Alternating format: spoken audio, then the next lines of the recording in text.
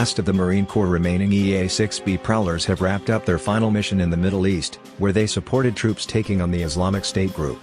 Now, the electronic warfare aircraft will soon be headed to the boneyard. More than 250 members of Marine Tactical Electronic Warfare Squadron 2 are returning to North Carolina after spending 7 months operating out of Al Udeid Air Base in Qatar. The squadron, the last to fly the service's decades-old electronic warfare aircraft, is only about 4 months away from being deactivated. But that didn't slow the death gestures downrange, where they were tapped with supporting 2 campaigns simultaneously, Operation Inherent Resolve in Iraq and Syria, and Operation Freedom Sentinel in Afghanistan. The mission of the Prowler is and always has been to deny, degrade and disrupt the enemy's use of the electromagnetic spectrum, said Captain Robert Ryland, an electronic countermeasures officer with Mach 2. Being based in Qatar, he added, allowed them to respond to missions for both operations. Ryland declined to specify how many flight hours the crews flew throughout the deployment, due to operational security concerns. But the operational tempo remained high throughout the deployment, he said. The presence of electronic warfare is extremely important to the supported unit, he said. Though this is the final EA-6B deployment, the need for electronic warfare will remain high worldwide in the future. The Marines were called on to support not only U.S. ground troops, but coalition forces as well. From planning missions to executing them, the squadron worked with troops from several countries. There were a lot of people on this deployment who dedicated their entire lives to this aircraft, its community and most importantly, the electronic warfare mission, Ryland said. The Prowler has been a part of the Marine Corps aviation arsenal since the Vietnam era. The aircraft has been vital on the battlefield since, including during the wars in Iraq and Afghanistan and now in the fight against ISIS terrorists. Seeing the Prowler used all the way up until its sundown says a lot about its capabilities, said First Lieutenant Sam Stevenson, a spokesman for 2nd Marine Aircraft Wing. Despite the aircraft's age, Ryland said the Marines with Mach 2 were able to maintain high readiness throughout this final deployment. There's sometimes a bit of a misconception that old equals having a hard time getting jets airborne, but that's actually not the case with the Prowler, he said. Did this bring back any flashbacks? Absolutely. My experiences with the Prowler, it's phenomenal. I mean, I've been in the Marine Corps for 26 years, and my entire time frame has been right around the EA-6B. You know, seeing friends, seeing personnel that have succeeded, and seeing the opportunities that they've had within this community and flying. Ryland credits their skilled maintainers, who've worked on Prowlers for a long time. Some joined Mach 2 when other Prowler squadrons deactivated.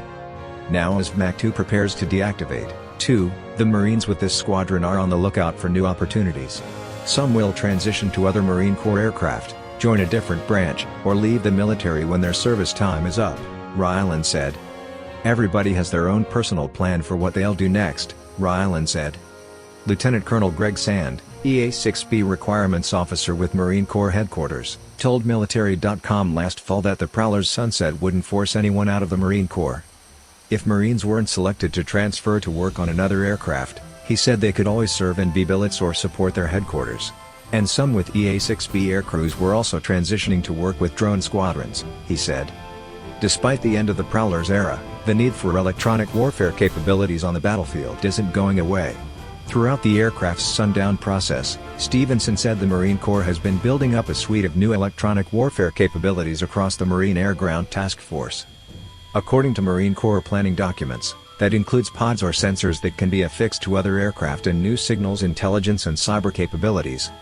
This will be the new way the Marine Corps plans to transition from utilizing the Prowlers to a more distributed strategy where every platform contributes and functions as a sensor, shooter and sharer and includes an EU node, Stevenson said. Marine units heading to sea or combat are already carrying some of those capabilities, Sand said.